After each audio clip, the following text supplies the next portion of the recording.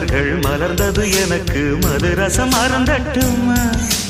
விடுகின்ற வரையில் முடிகின்ற வரையில் கவிதைகள் எழுதட்டுமா முத்தம் என்ற கடலில் முத்து குளிப்போமா அழகு அழகு ஓ